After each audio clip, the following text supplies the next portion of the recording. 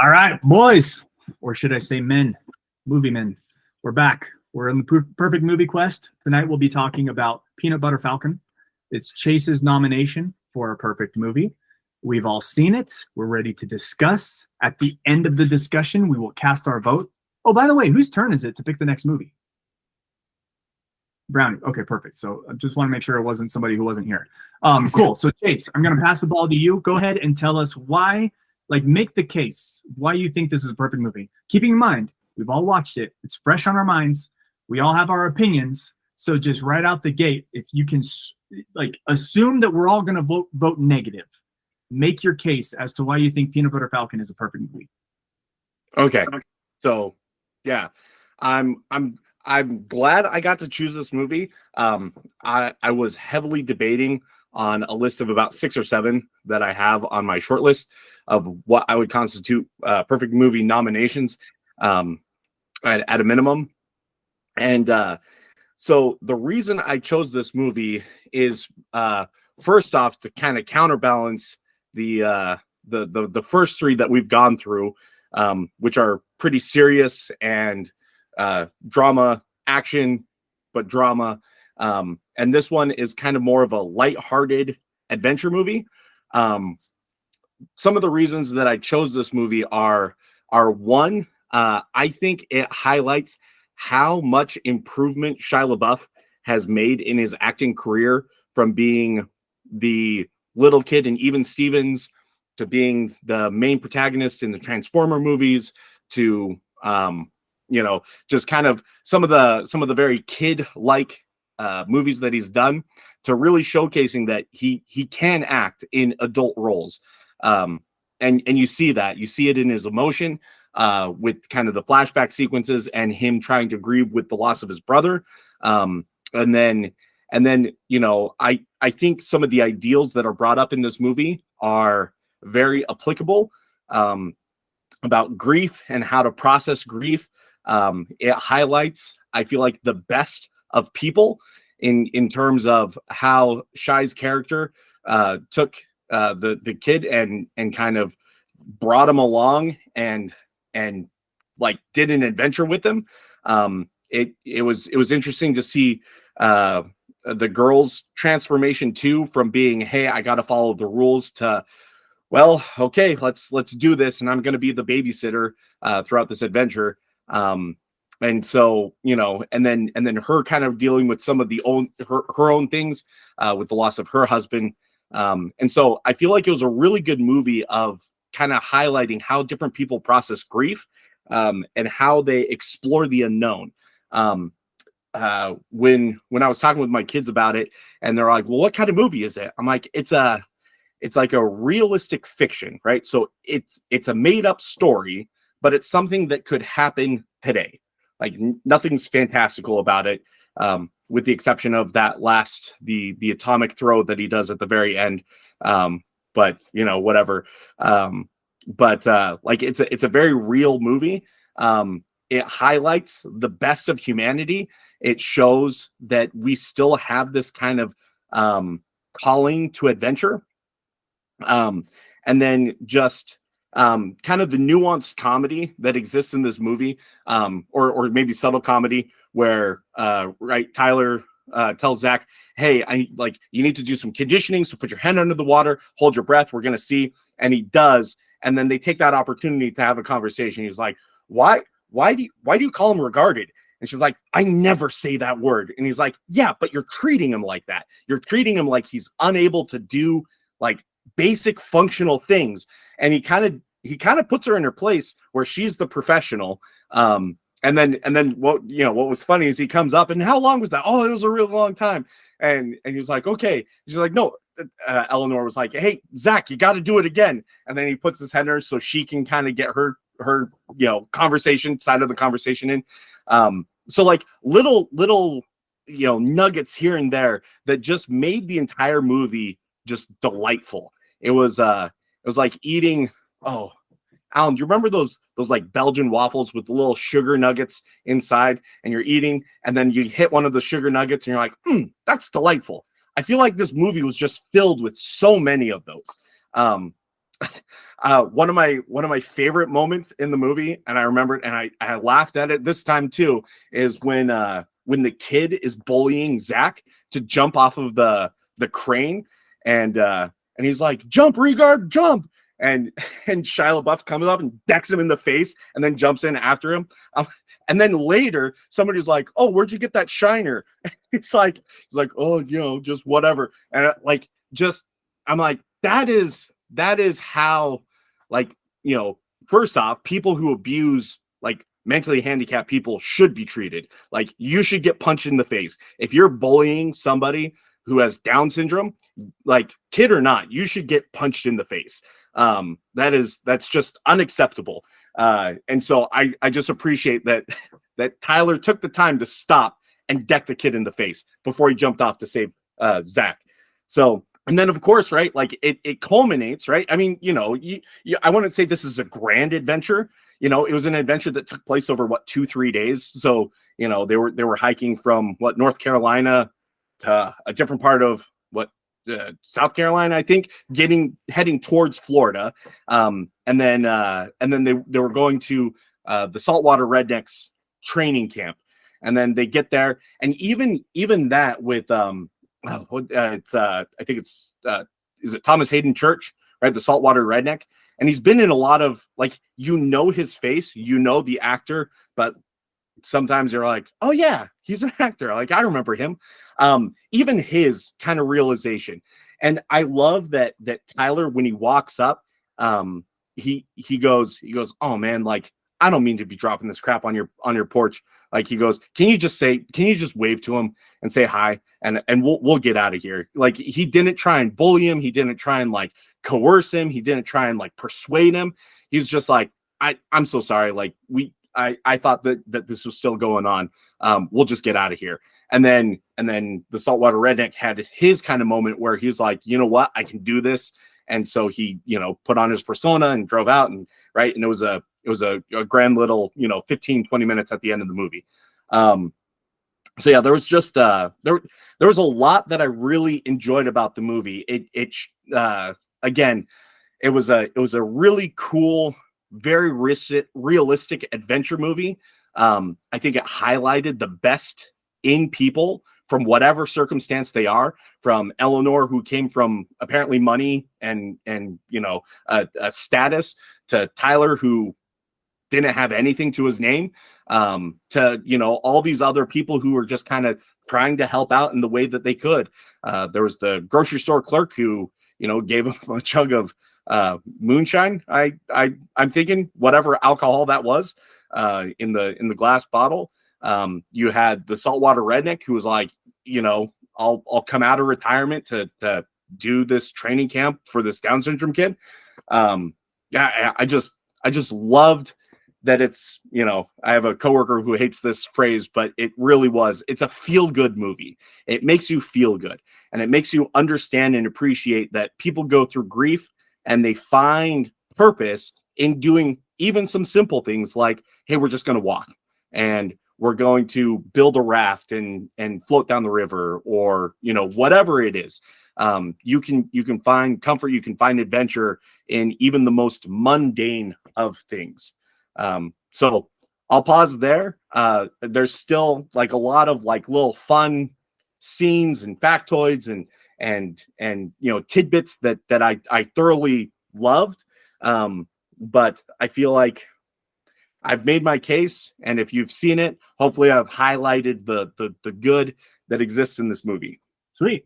It's a compelling case, Chase. I'm excited to discuss it further. Let's go Alan while he's still fresh, and then after Alan we'll do Brownie while he's still fresh. We'll get the East Coasters while your brains are still working, hopefully at full capacity. So Alan, give us your thoughts on the movie without casting your vote, just your analysis, and try to keep it under 5 minutes ish. Yeah, I got it. So yes, Chase, so the Belgian waffle, a traditional Belgian waffle, has these condensed little sugar bits, and I would just call them little bursts of happiness. And I totally remember what you're talking about, and I still use that reference today. And I'll talk about that I have little bursts of happiness when things like that happen. And I think this movie, I think you're right, Chase, that this movie has a lot of little bursts of happiness all throughout. But does that make it a perfect movie? I think that this is a good movie. One of the comments that you did say though at the that kind of made me raise an eyebrow was that you said it's lighthearted. I didn't really think that this movie was very lighthearted. I think it had lighthearted moments in it, but I think overall the tone of the movie was actually kind of heavy. And it tackles really heavy and real issues that I think people deal with. And then you reminded me of Tyler's dead brother. I might have to watch it again because I didn't really understand the connection there. Like I know that there was kind of a resolution towards the end, but I think it got overshadowed by some of the other elements of the story. And I get that they were trying to make it show character development, and I think it worked, but I think it was almost distracting. So maybe convince me better of that. What I would say that my negatives, I wasn't totally entertained. It took me 2 tries to watch this movie. It took me 2 tries to watch this movie. I got kind of bored at the beginning, and I was like, all right, I'm just not in the right mindset. And I will say that part of that's your fault, Chase, because you sold this movie when your expectation spoiler. You said that this is an adventure movie, and I was like, cool, action adventure. I think I added action, but that's what I heard. And so when it started, I was like, this is not the movie. I need a break. I'm going to come back and watch this later, and then I did. So in that regard, I was not hooked. It was not super entertaining to me. It was a good story, and there was really good character development. And to that end, I also really wasn't very impressed with, only because I think the pacing was rather slow. So I appreciate what you're saying about the movie was falls under the kind of the umbrella of a call to adventure. I appreciate that. I really enjoy kind of road trip buddy movies, and I think this movie fell into that, and I really appreciate that. And then how they kind of brought in other characters and other it was well done. It was well done in the sense that they brought more people into the story as it went along. The old the Jesus lover, the old blind guy, I thought his inclusion in that story was hilarious and also impactful and meaningful, right? They were trying to steal his little boat, and then he challenges them, teaches them a lesson, doesn't let them take their boat, but instead encourages them and allows them to build a raft out of his supplies. Like, I think that there's probably a lot of layers that could be impacted through that interaction with that man. If we probably had a little bit more time, and probably warrants the rewatchability of this movie to kind of pull out some of those elements of the story. And from there, I'll pause and pass it over to Brownie. Yeah, Alan, I honestly think my experience was almost opposite on all of yours. I maybe not so much Walter Mitty drives as far as wanting to get out there, and maybe I'm a little bit biased because I feel like a lot of the scenery that's in there is scenery that's 10 minutes away from my house, right? So it's like I see him going out there on a raft or swimming across this little river, and I'm sitting there going, I've never done that at my own house, you know. So that call for adventure, I certainly felt that. Again, not quite like on a Walter Mitty level where you're going out and traveling the world, but certainly getting out there, and he's grungy, and they're not taking showers, and he's camping out by the fire. I personally loved that side of it.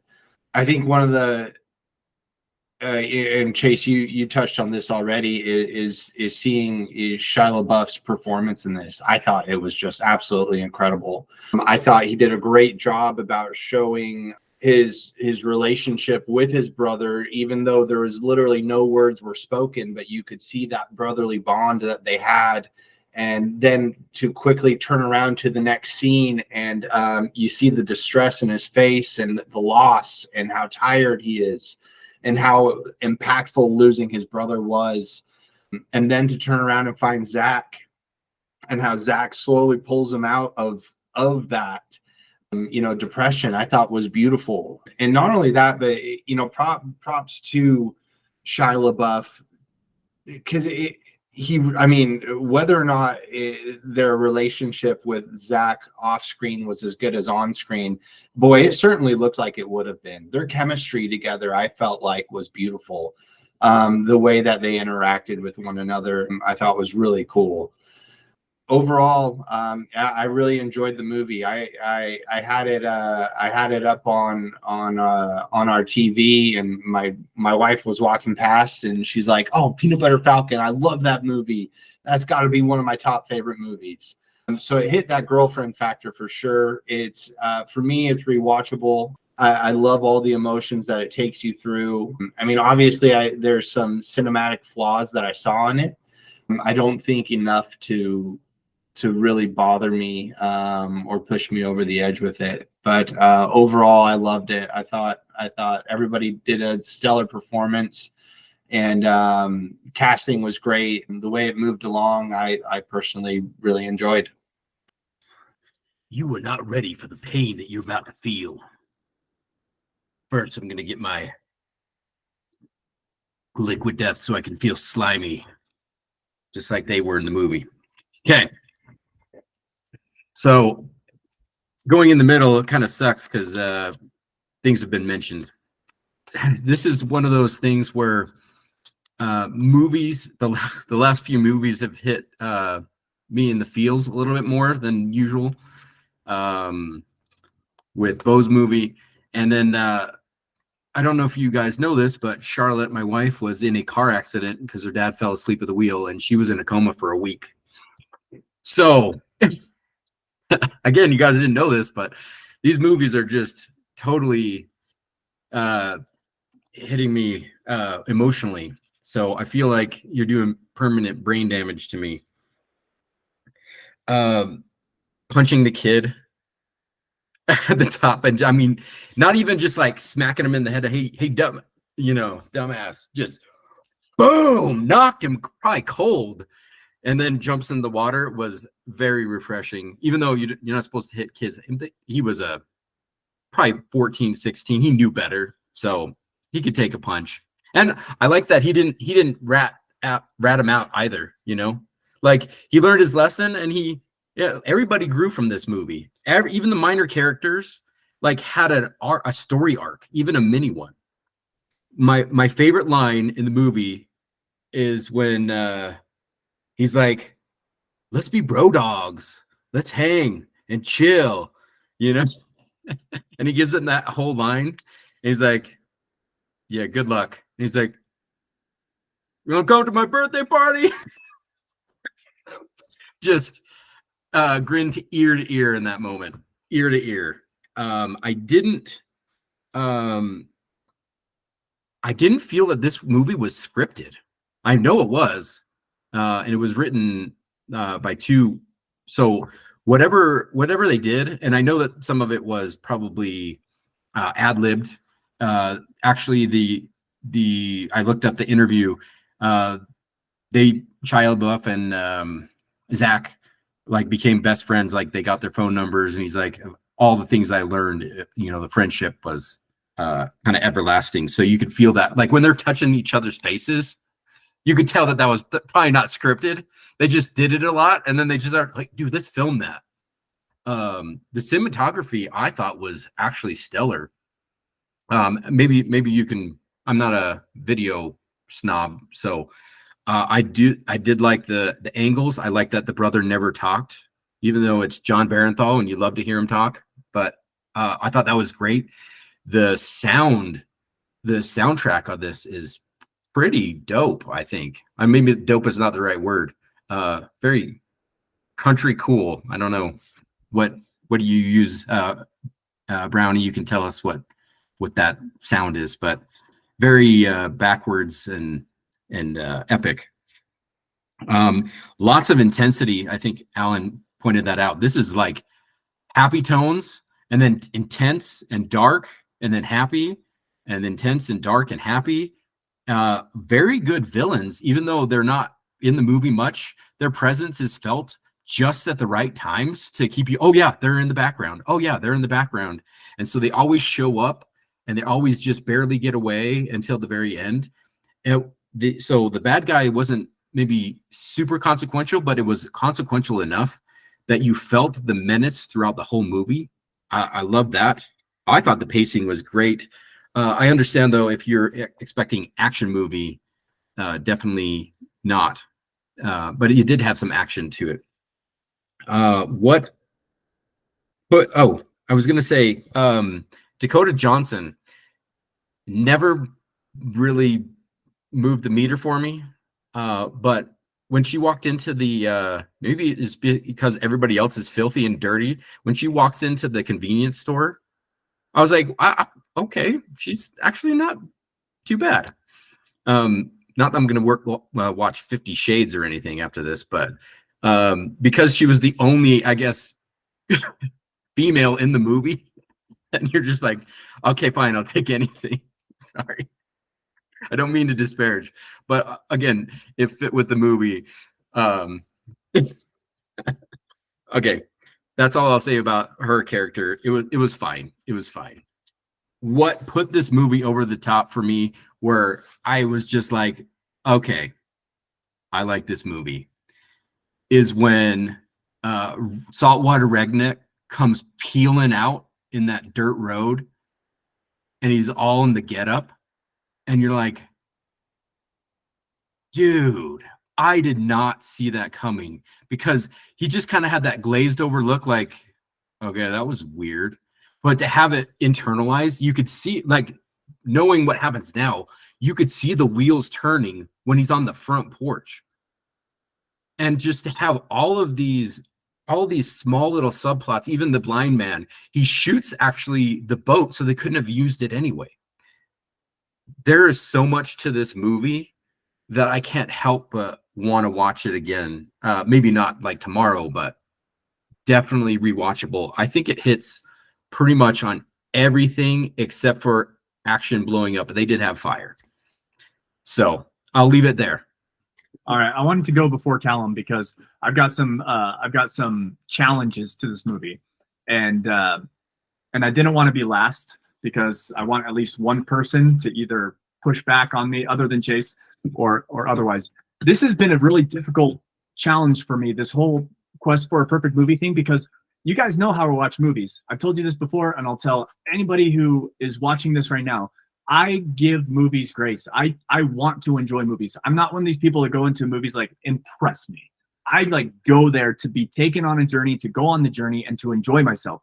And so I have a suspension of disbelief beyond most people who like movies. Like I really pride myself on my suspension of disbelief. So this whole project, it's almost like I'm forced to be nitpicky. I'm forced, like, a perfect movie to hold that standard, that high top tier standard. It's gotta just be perfect. It's gotta be perfect, and it can't just be enjoyable. It can't just be something that I like. So I won't rehash everything you guys said because about what you liked about it, because I like all those same things. I would say, to encapsulate my thoughts on what I loved most about the movie, was just the Huckleberry Finn story. Like it had like a Mark Twain feel to it. And it's just like, I mean, Brownie kind of touched on it, where it's just like, it's in his backyard, but he's never swam across the river. There's some great quotes too, like in that scene when Shia LaBeouf is like, come on, let's go. And Zach is like, am I gonna die? And he's like, yeah, we're all gonna die. It's just a matter of time. Like, and then what did he say? He said something like, it's just it depends on what you do with your life between now and then. You know, are they gonna have a story to tell about you? Like, what an awesome quote in the context of an incredible scene. I mean, that encapsulates my general feeling for this movie, is that the bonfire, the boozing. I mean, can you imagine like a disabled person that like their caretakers like looking for him is so scared, and meanwhile Tyler and Zach are just getting drunk on moonshine on the beach with a roaring fire, smearing peanut butter on their faces. Like, that's such a cool idea, and it's so heartwarming. It just pulls my heartstrings. I love this movie. I love it. That being said, let me say some things and see if Callum agrees or pushes back. But so first thing is the nitpickiness of the nature of me being nitpicky caused me to find things in this movie that I didn't see the first couple times I watched it. So the first one is I feel like, and again, this is nitpicky, so I'm willing to be wrong on this. I feel like the regarded component of the movie was a little heavy-handed. I would have liked it to be more subtle and let the audience decide what's like to be empathetic, not for it to be forced on us. So a couple examples. The first one is the kid on the tower who's like, come on, jump regard. And it's just like, I get that there are people like that out there and that Hollywood loves to paint like the South, especially as like, redneck bigots or whatever that are intolerant of people with disabilities or, whatever, like pick your group, your marginalized group. If I were writing this movie, which I didn't, but I just feel like that scene would have hit better. It would have hit me to my core more if the kid was like manipulating Zach. And he's like, if the kid was on the tower and he was saying like, welcome, Drew. So I'm nitpicking Peanut Butter Falcon right now. So I was just talking about the scene with the kid on the tower and he's like, come on, jump regard. By the way, we're saying regard here, just for YouTube's, So in that scene, so the kid's on the tower and he's like, jump regard. It would have worked. In my opinion, it would have hit better if he was like, hey, buddy, why don't you jump in? Hey, we're all friends here, right, guys? Hey, let's have him jump in. Like if you could tell that he was like being deceptive to Zach and he was being like manipulative and he was being mean about it, but it was mean in such a way that that Zach didn't recognize it being mean. Wouldn't that have hit harder than him just being overtly like a bigot and like pointing out, like calling him a regard and stuff? I'm just like be more subtle. And then, that scene where Zach's on the ground and he's like talking about his coach and how he's like, he called me regarded. And I'm just like, I feel like a mentally disabled person probably wouldn't even recognize that being as a bad thing. Who knows? I mean, maybe they do, maybe they don't. That scene though bothered me because I'm just like, oh, now it's a pity party. Now it's like a victim Olympics. Now it's like, I already feel bad for him. Like the story lends that to the audience. You don't have to spell it out for me. You don't have to be so heavy-handed with it. Again, this movie did not have implied intelligence. It was telling, and then that conversation they have on the raft where he's like, you calling him a regard. She's like, I have never said that in my life. He's like, yeah, but the way you act is like, I love that dialogue. I just wish it would have been more subtle. Like, why did they have to just lay it on so thick and be right in your face with it? Like, you can see he's a Down syndrome person. You don't need to tell me that. And so then any action of people that they encounter during the movie that is like subhuman, you don't have to tell me it's subhuman. Just so those are some of my critiques. It was, in my opinion, too heavy-handed. It was too in your face. And even, again, I hate to say this because you guys all were nodding your heads when Justin was saying this. And I feel the same way initially, but the moment I peel back a layer, I have a different opinion. And it's when they were touching each other's faces. It looked ad-libbed, it looked natural, and it was like a fun bonding. But again, it felt like two people who knew a camera was rolling and knew that people wanted them to connect. It almost felt forced because of how natural it was, which is a weird thing to say. Let me contrast that with, I don't know, what's a good example of like a subtle, okay, so like, remember Princess Jasmine and Aladdin, they, a whole new world, they have the thing, and then they sit down, and then he accidentally exposes himself when they're sitting, remember, and the rug was like, go ahead, just tell her, and he's like, sometimes I pretend to be a prince, or pretend to be a beggar, or whatever, remember that scene? And at the end, he's like, sounds kind of weird, right? And Princess Jasmine, like, nudges him with her shoulder, she's like, not too weird. Like, that's the subtlety I wish this movie had, was just like little things like that, not entire 20-second screenshots of them like touching each other's faces weird. I'm like, what? I wish that there would have been like a little, and their secret handshake, way too overdone. They're trying so hard to make this companionship cute that it almost undoes the cuteness for me. I wish that they would have just been more subtle with the regarded stuff, with the friendship between Tyler and Zach. I wish that they like the stuff with Tyler's dead brother. That was subtle. I like that. But the stuff with the two main characters, I just thought was just, they were laying it on too thick. Again, I love the movie. I thought it was great. But I think that diminishes it just a little bit. in my humble opinion. But I agree with Justin. Bad guys were awesome. The motivation of the characters made sense for the most part. I feel like Shia LaBeouf's character kind of rushed the whole setting the cages on fire thing. He didn't really think, like, I feel like that scene could have been fleshed out a little bit more, like show some more internal like struggle and twisting and turning of Shia LaBeouf's character. It was like the guys, he gets fired or whatever, he has that conversation, the guys are saying he owes him something, he immediately lights their stuff on fire and then runs away. That didn't really make a lot of sense. I mean, you know that he's twisted up inside because of his dead brother and stuff, but like maybe flesh that out a little bit more so that it didn't seem so abrupt. But it had to happen in order to move the story along, so I get it. I just wish they would have done it just a little bit better. Callum, what do you think? I agree with a lot of, well, I agree partially with everybody in some sense, but I want to maybe highlight one thing that hasn't been spoken of yet, which is, well, I know Alan, you says it was a bit slow at the start, but I think the start of the movie was important because it wasn't just, you were still trying to, it was still giving you an opportunity to care about the character, the main character, instead of just being like, here's a guy, he's got Down syndrome, feel sorry for him. It was not only that he's got Down syndrome, but it's that he's in an old folks home and he knows that he doesn't belong there, and he's tried to escape a couple of times and he doesn't get, and he was trying to get the old ladies to feign an illness so that he could make a runner. Like, the start of the movie was really good, I thought, building character development for the main character, and highlighting that, or allowing you to care about him more than just feeling sorry for the guy with Down syndrome. I know, Bo, you critiqued some parts of the movie with the obvious aspects of that, but I thought the start of the movie was really good on helping you care for this guy in a bad situation. Care for him because he had Down syndrome, so you already feel sorry for him, but then care for him more because he's in the old folks home and he doesn't have anyone his own age, doesn't have any friends, doesn't have it, you know. And then I would say a little bit of pushback, Bo, towards you and your hands-on, what you're talking about, the hands-on thing, and with the handshake stuff.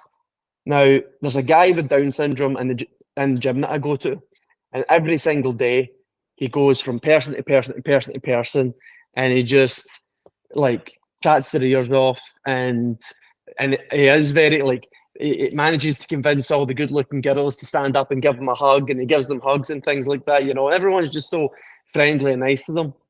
So I think, I mean, I've not spent a lot of time with individuals with Down syndrome, but I have spent some time with them, and it does seem that they are very, well, they have, it does seem as though they have a few traits in common with each other.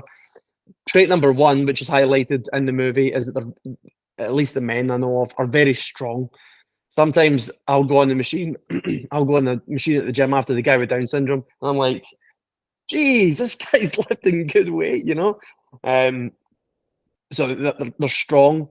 They're innocent, which was highlighted in the movie. His innocence throughout the whole thing, and he's like pure as well.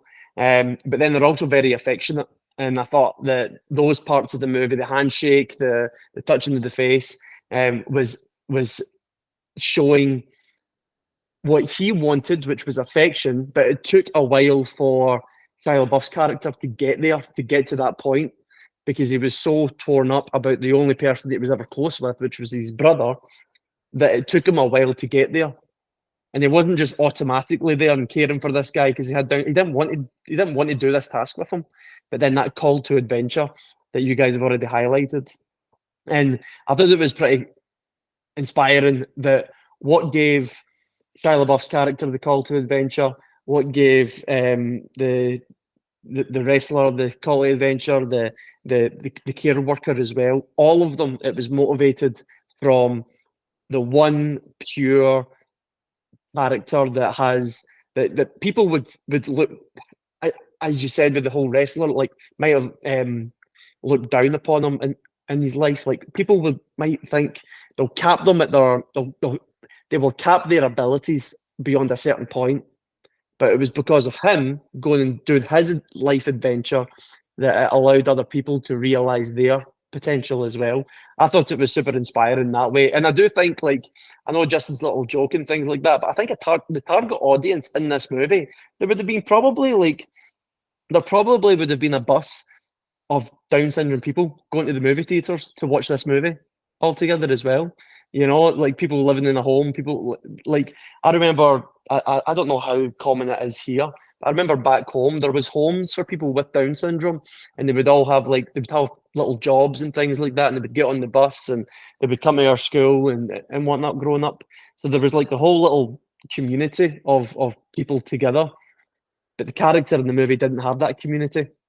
So I think another highlight for the movie is that, the target audience is pretty much everyone in the family. But then on top of that, it's also the people that people have the same disabilities as well. I think that they would have been like, what an amazing, could you put yourself in their shoes, go into a movie and being inspired by this character that has the same the same disability that you have, you know, or a disability that would be like it. So I too saw some drawbacks. You guys have highlighted the bad guys in the movie. I kind of didn't like towards the end how one of the bad guys just so happened to be at the wrestling show. I like it. That kind of didn't feel as natural to me, you know. That kind of felt clunky to me. But as a whole, I really enjoyed the movie. I think everyone's in agreement that the movie as a whole was very, very good. It's just whether or not it gets to that perfection tier. But that's where I'll leave my thoughts. All right, Drew. We'll pass it to you. Try to keep it under 5 minutes. But what were your thoughts on Peanut Butter Falcon? For sure. As you guys know, I just got here, so I apologize if I'm repeating anything. I'll stay away from like the really specific points because I feel like you guys have probably already illustrated those. But overall, I loved the movie, and I was really pushing for this one to be a perfect movie. So at the end of the movie, I like sat back and I was like, why do I not feel so excited about this like I did with the other three that we've watched? And I think I narrowed it down to everything about this movie, I think, was perfect except for the pacing, the directing, and the editing. Because when you could tell when like Tyler and Zach got in their groove and they weren't being directed, they were just kind of flowing. And everything was working. I was like, yes, this is the connection. This is what I want. This is what I want to see with character development and everything. And then the next cut and then dialogue, I feel like it was really obvious that, I don't know, maybe, I don't know how intricate it is to work with a Down syndrome person on a movie. But it almost felt like they took too long of a break, and Shia LaBeouf was trying to stay in character for, the 15-minute break that they did, and Zach didn't. And then when they came in, they just didn't have that connectivity that they had in the previous cut. And so, because the dialogue was good, the acting was good, the story was good, it was just. Yeah, I think it was just those three things: the editing, the directing, and the pacing. It just felt too rushed in some points. And I think you guys have probably already talked about that. The relationship between the girl and Tyler felt forced, and like it just felt like a Hollywood or it just felt like a movie romance where like they rushed into it and she was like, oh, she was swooning over him. And I'm like, he's a homeless hillbilly. Like no woman is attracted to that. And you know that he smells bad. So like, it was just rushed. The pacing wasn't there.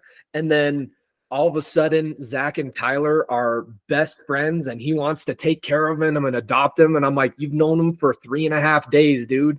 Like, like that doesn't make any sense. They had some cool moments, like that if they could have kept that relationship that they had in this scene, but not in that, if they could have had the relationship they had in this scene and just kept that going, it would have been a lot more believable, and it would have felt a lot smoother. It just felt really choppy in some points, and I gave a lot of leniency because Zach is a Down syndrome person, and because just I know that it must be difficult to make that movie, so I gave him a lot of wiggle room. But at the end of the movie, I sat back and I was like, I just don't know if I can give my stamp of approval, not because of like the characters and all the things that I just talked about, but just because I think it wasn't put together as a perfect movie. Could have been more efficient, right? Sounds like is what Drew's saying. Now, Chase, I'm going to pass the ball to you here in just a second, but I need to throw out a disclaimer that it pained me to nitpick all those negativities that I just listed, because Chase, you and I were actually the ones that talked. I think I saw Peanut Butter Falcon and I texted all my brothers. I'm like, you guys got to see this movie. It's so good. And then Chase, we've talked about it over the years multiple times. Me and Chase, especially, for whatever reason, we connected over this movie and we both love it. So Chase, I just want you to know that I still feel that connection. There's no love lost between the trifecta that is you, me, and our relationship with this movie. But that being said, what are your thoughts now after we've been through everybody's opinions, the positive, the pros, the cons? Again, try to keep it under 5 minutes, but if you want to address a few of these things before we cast our final vote, you got 5 minutes. The floor is yours. All right. So it's funny because we've had pacing talked about in both directions. The pacing was great and the pacing was off. I'll agree that I think there were times where the pacing was off. I'll say my grace is that. Oh, sorry, Drew. Chase, I'm sorry. So I don't know if I was the only one saying that pacing was off. What I mean by the pacing was pacing of the character development, not pacing of the movie itself, but pacing of character development and relationship building. That's what I meant by the pacing is off. Not pacing of storyline, pacing of people. Sorry, okay. Just to make that clear. No, good clarification, because the other one was pacing of the movie. So good to clarify. Okay. Well, give me a second. Let me reformulate my answer. No, so I agree that there are moments where the pacing is off. I have to take it as an aggregate because there were slow moments in the movie. So I'm talking about movie pacing right now. So I'll talk about character pacing.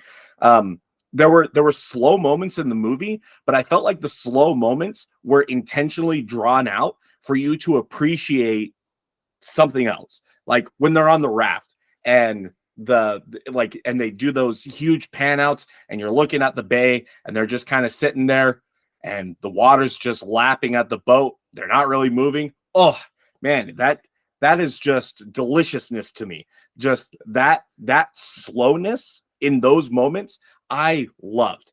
I will agree with Alan where kind of at the beginning, it was kind of a little bit jerky or clunky, trying to get it through. But I think some of the intent is, right, this is a 90-minute movie. And so how do you get from a Down syndrome person in a retirement home, a down on his luck fisherman who doesn't have a license, whose brother died, how do you get them to get into the adventure where you really want the meet to happen as quick as you can in a 90-minute movie? And so I do agree that it probably was a little bit clunky, but I look at the aggregate and I go, I think some of that clunkiness that occurs at the beginning and, occasionally throughout is overcome by, as a whole, it did what it intended to do. To Bo's point on the kind of nuances with the Down syndrome person. So Stacy's uncle had Down syndrome, And I mean, she loved how much Zach reminded her of her Uncle Stevie, because they do those types of things, right? And as Callum said, they have their hyper repetitiveness, which is just a trait that they do because they get into a groove and they just know that that's what it is. I made the same observation, Bo, that you did, where I'm like, man, it feels like they're overdoing the handshake, but that's what they do. You have to kind of, right? I mean, you look at them and you're like, they kind of have like a little kid mentality. And like, I would go, he has kind of the mentality of Harvey, my 7-year-old. And Harvey does that. You teach him something, and that's all he wants to do over and over and over, to the point where it's kind of irritating how much he wants to do it. Again, on that toddlerness, right? When he's in the ring and he's like, just say the meanest thing you can think of. And the meanest thing you could think of is, you're not invited to my birthday party. I'm like, man, exactly that. And highlighting just how innocent he was, where the meanest thing he could think of was, you're not invited to my birthday party. I just love that. So like, I don't know if I can really push back, because I do agree that there are clunky pacing parts. So I'm not going to push back against that. I agree that there are parts that are a little bit janky. And so, and then the character, I hope I've addressed that. The character development, or the relationship building that Drew mentioned, I kind of just struggle and go, well, how long do you want this movie to be, or how long of a time period? And so that was just one of those things where I just give it grace, where, I go, do I want this over a 3-week period, or do I want it over a 3-day period? Because if you do it over a 3-week period, now you run into some other logistical problems and issues there. In terms of like as Drew mentioned, the kind of pacing between the characters, right? Like if they took too long of a break and the editing, yeah, like I would feel like that's probably an ebb and flow thing, of how on Zach was. And I can imagine the frustration, yet like patience that the director would have had to have to go, I'm having him repeat lines, I'm having him repeat scenes. At what point does this just become not abusive, but right, like abusive, to just have him trying to get it just right? And so that's taxing. Thank you. That's great word. How taxing that would be to try and get the shot just right, where Shia LaBeouf is hitting it 100% of the time, and Zach may or may not be. So that's one of those things where I just go, I have to give it grace, because they cast an actual person with Down syndrome to play a person with Down syndrome, and you're just going to have some awkwardness. And that was part of one of my expectation spoilers, is going, yeah, to have a Down syndrome person acting as a main character in a movie, I'm just going to have to give it kind of some grace. Yeah. So I feel like I've addressed the things. I think that there was good pacing as an aggregate. I agree with Alan that there was some janky pacing. Drew, to your point, there was some editing that was kind of weird. Bo, I hope I addressed the relationship.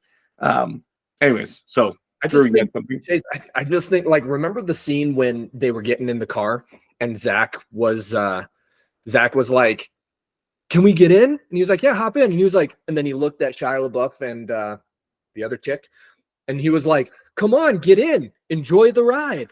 And like, you could tell that was ad-libbed, that he was just being himself, and it worked so well. And there were 3 or 4 moments when that happened. And so what I would have really loved to see is and maybe they did, I didn't look into it, but so I just wish they would have done more takes. Just like it, I know that it was probably a low budget film, so they probably didn't have a ton of time, but Shia LaBeouf was trying so hard not to outshine Zach.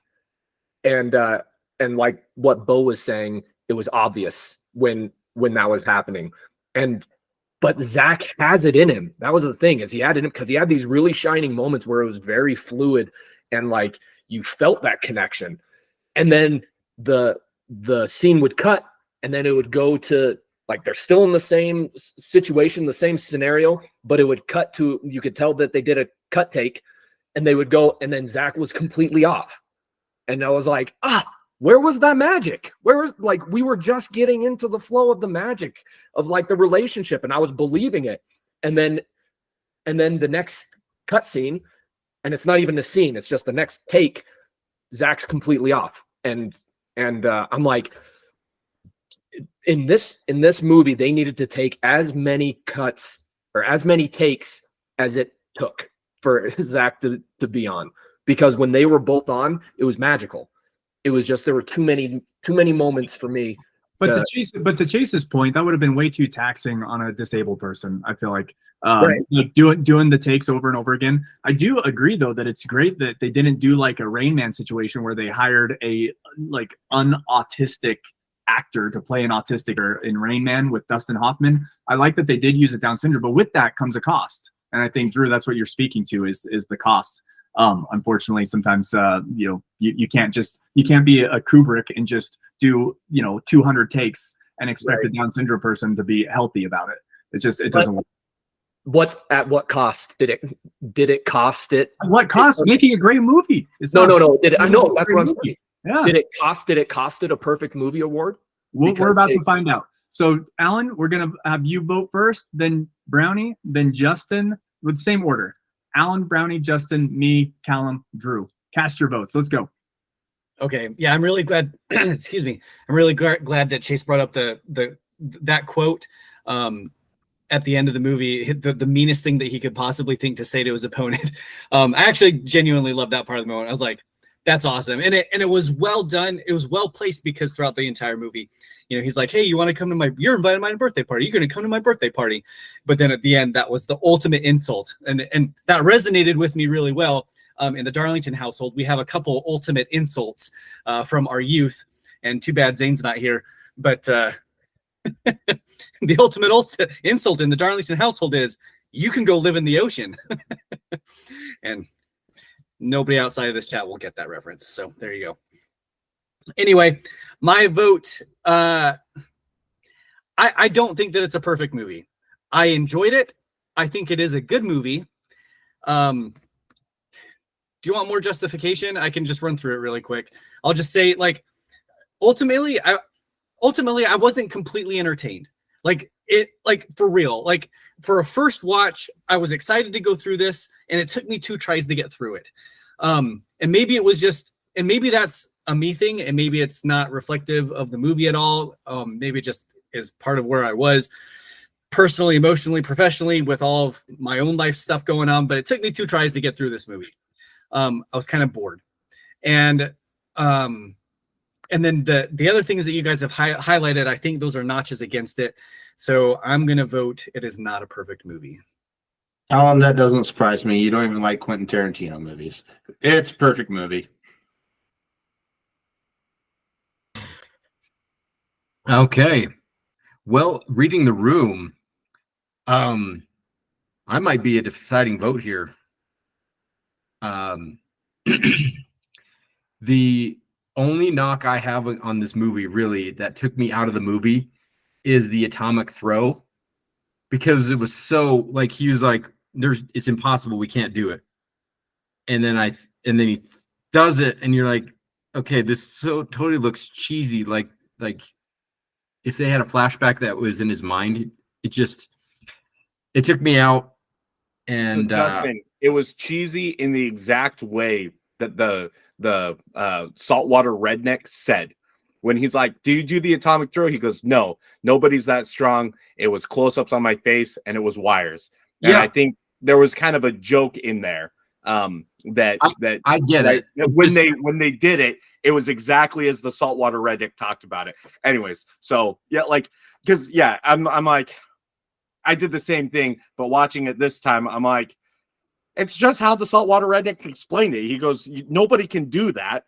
Nobody's that strong. And then what was funny is that Zach was that strong. And I don't know if you knew, his opponent was Jake the Snake from like old school WWF.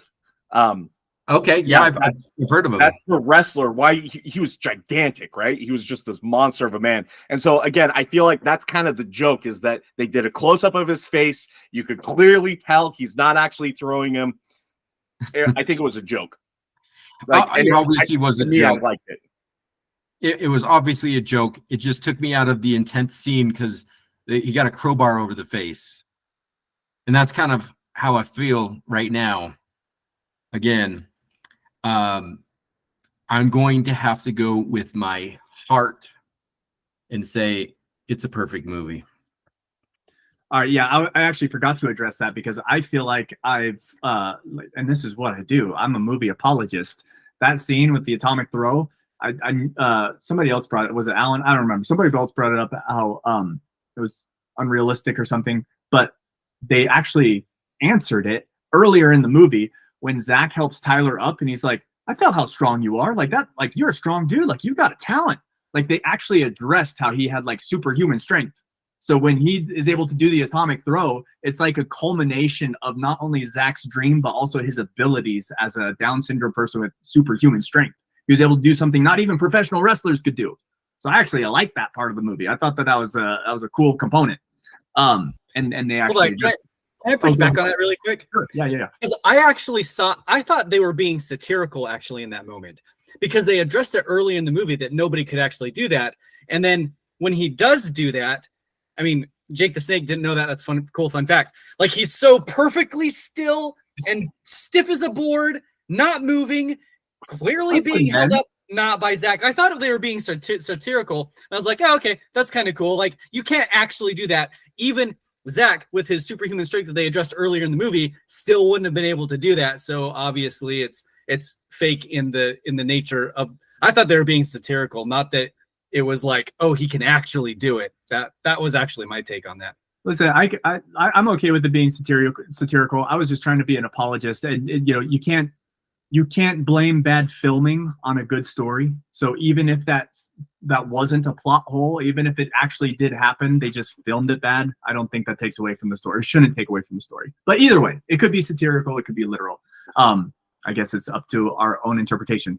Chase, I've already said my piece in terms of how much I love this movie and how much I love you and how much we bonded over this movie. And I will watch this movie regularly for the rest of my life.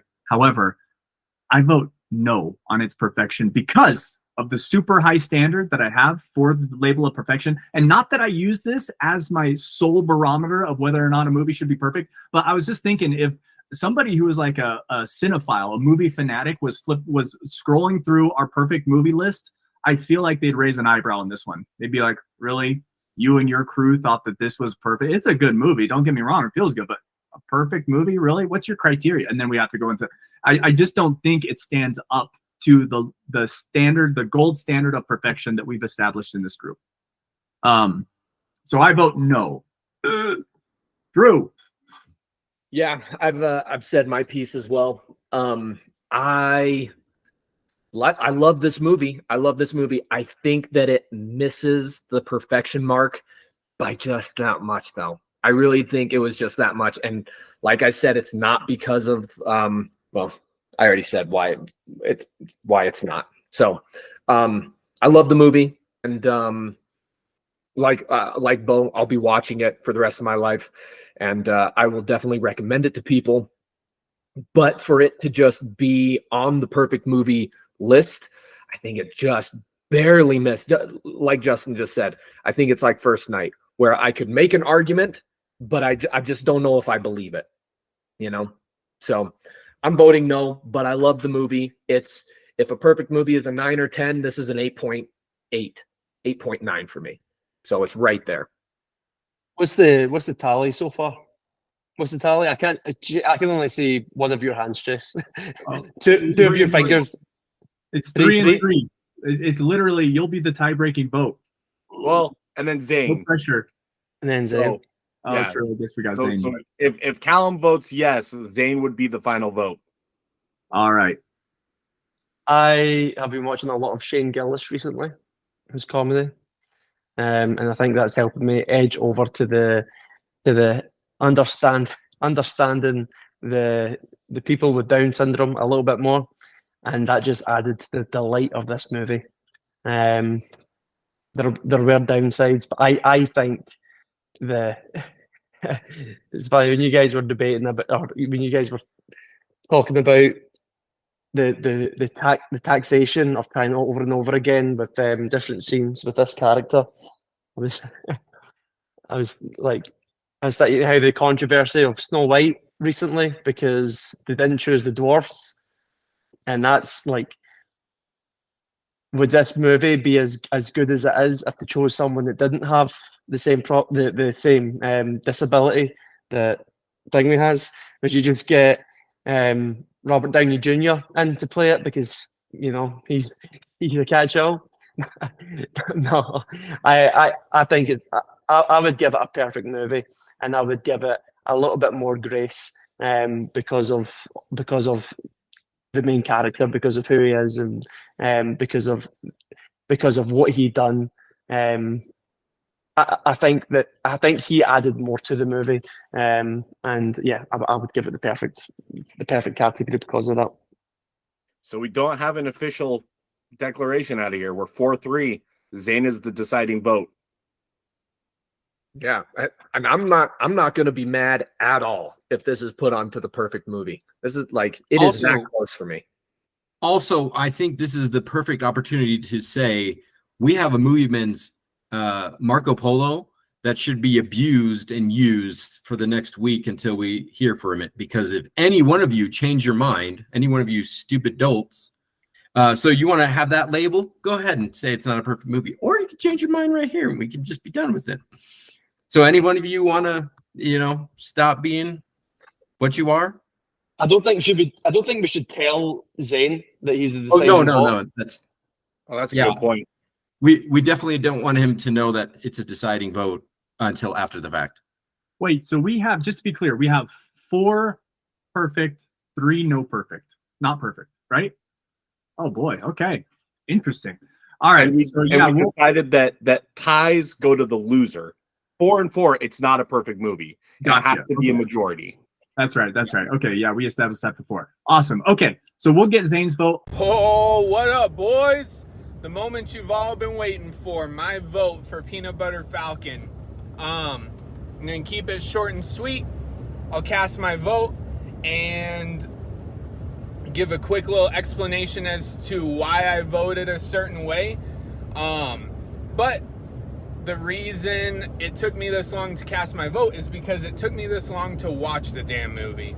It's one of those movies that I started like 5 times and I kept falling asleep, and then I didn't want to start, like I didn't want to scroll through and try and find where I fell asleep, so I would just start it from the beginning, and then I got really burnt out of that. That happened probably 3 or 4 times.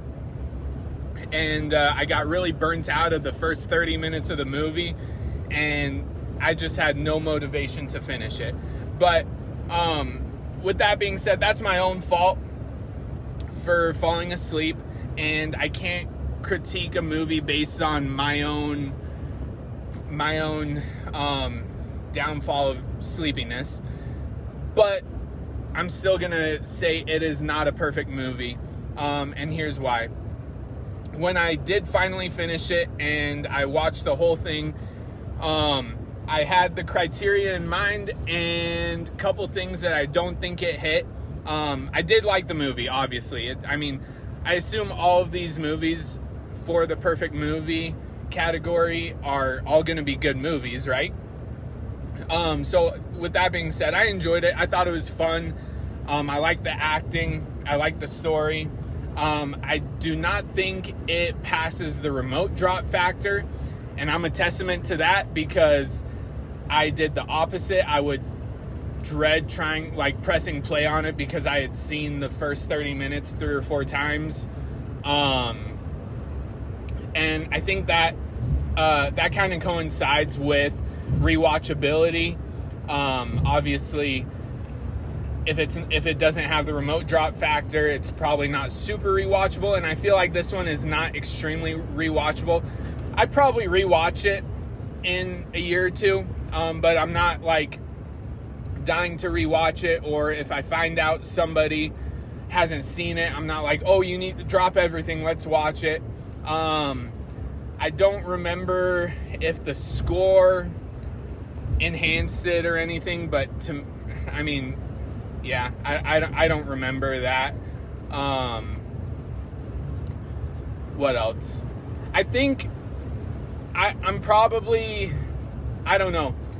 I think that the perfect movie category, I'm doing my best to keep it sacred. So like with that, I think this was a great movie.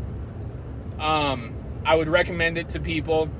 I would not call it a perfect movie because of those reasons. So loved watching it after I got past the first 30 minutes. So it was a lot of fun, but my vote is no. To wrap this up, it's Brownie's turn next. So for the next, let's try to keep it under 10 minutes, Brownie. Just give us, and it shouldn't take that long, but give us the movie. Does anybody else forget that we always have the new movie at the end of these things? I'm like, yeah, we're wrapping it up. And I just like smile ear to ear. I'm like, oh yeah. It's not over. Bonus. Hey, arguably the best part of the discussion is yet to come. So I want to just throw in one extra like factoid that I found enjoyable in this movie. This is a PG-13 movie with 3 F words. That's interesting. Yeah. So what is it? The other examples that I know where you have multiple F words in a PG-13 movie are Gattaca, when you have Jude Law dropping the F-bomb multiple times, and he just says it so suavely that you don't even catch it. And As Good as It Gets with Jack Nicholson, there's like 2 or 3 F words in that, and it's a PG-13 movie. Anyways, this is the third movie that I know of where you have more than one full-on said F-bomb, and it's PG-13. It's anyway. The Martian has 2.5, I think. 2.5 F words. Well, does it? Okay. The half F word is when he's in the rover and he goes, what the? And then it, like he says, F you, and then the camera goes outside and you see him finish the word through the windshield. So there's 2.5 F words. Anyway, interesting. Anyway, does that change your mind, Stuart? I like Does that change your mind? All right, we got these East Coasters need to get to bed. Brownie, the time is yours. I'm not sure what I'm supposed to cover, but the next movie that we'll be watching is 1917. I'm just going to leave it at that, and I will let everybody come back with their opinions. I have lots to say about the movie. I've watched this movie several times, and I just think it's beautiful, inside and out. So, yeah, we'll go from there. 1917. Awesome. Perfect, Brownie. All right, that's our assignment for the next 2 weeks. At some point in the next 2 weeks, we need to watch 1917, take notes, gauge its perfection or lack thereof. In the meantime, I'll get Zane to weigh in on this movie, and I will see you guys in 2 weeks' time to discuss 1917. Excellent choice, Brownie. I'm excited for this one.